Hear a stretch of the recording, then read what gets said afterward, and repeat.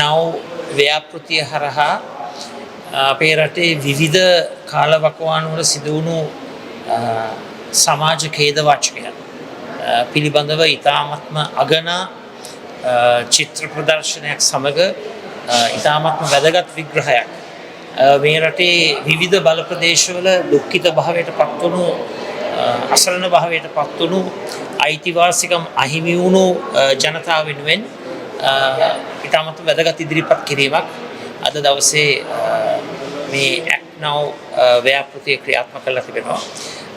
විශේෂයෙන්ම අපේ රටේ කොන් වෙච්ච ජන ප්‍රජාව, marginalized communities, මලයහම් ප්‍රජාව, ඒ වගේම උතුරු නැගෙනහිර බල ප්‍රදේශයේ යුද්ධෙන් පීඩාවට පත් වුණු ජනතාව, ඒ වගේම දකුණු බල ප්‍රදේශයේ විවිධ ඛේදවාචකයන් තුළ අසහනයට, පීඩනයට, අසරණ භාවයට ලක්වුණු ජනතාවගේ අයිතිවාසිකම් වෙනුවෙන් මේ ඉදිරිපත් කරපු චිත්‍ර ප්‍රදර්ශනය හරහා අපි හැමෝම අධිෂ්ඨාන කරගන්නට ඕන මේ රටේ මානව අයිතිවාසිකම, සිවිල් අයිතිවාසිකම සුරක්ෂා කරන්නට.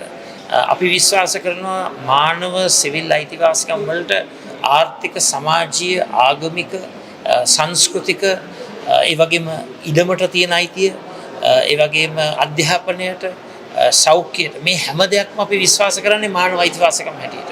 මේ පුළුල් නිර්වචනය තුළ අපි හැමදාම සටන් කරන්නට ඕන මානව අයිතිවාසිකම් සුරක්ෂා කරන්න.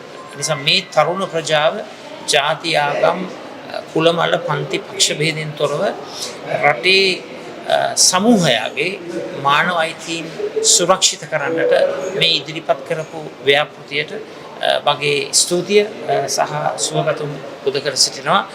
ඒ වගේම විශේෂයෙන්ම මේ පුළුල් මානව අයිතිවාසිකම් කියන විෂය යටතේ අපි මේ රටේ මානව අයිතිවාසිකම් කඩ කරන්නට නොව මානව අයිතිවාසිකම් ආරක්ෂා කරන්නට පුළුල් පරාසයක් තුළ සමස්ත මානව අයිතිවාසිකම් සුරක්ෂිත කරන්නට අපි කැප වෙනවා.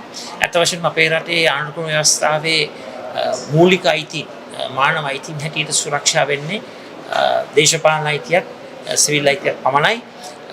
අධ්‍යාපනයට, නිදහස් අධ්‍යාපනයට, නිදහස් සෞඛ්‍යයට, තමන්ගේ ආගම, ධර්මය, සංස්කෘතියට, ආර්ථික, සමාජීය අයිතිවාසිකම් වලට ඇත්ත වශයෙන්ම අපේ රටේ ආණ්ඩුක්‍රම ව්‍යවස්ථාවේ නිසි ශක්තියක් ලබා දෙන්නේ නැහැ. අර ෆන්ඩමෙන්ටල් රයිට්ස් චැප්ටර් එක මූලික අයිතිවාසිකම් පරිච්ඡේදය තුල අපි විශ්වාස කරනවා මේ අයිතිවාසිකම් ප්‍රසාරණය වෙන්නට ඕන, වඩාත් පුළුල් වෙන්නට ඕන. ඒ පුළුල් වූ අයිතිවාසිකම් සුරක්ෂිත කරන්නට විශේෂයෙන්ම මේ රටේ තරුණ ප්‍රජාව සියලු දෙනාම අත්වල් බැඳගෙන මේ දරන්නා වූ මේ උත්සාහයට අපේ ශක්තියත් එකතු කරනවා කියන එක මේ අවස්ථාවේ මම ප්‍රකාශ කරන්න කැමතියි.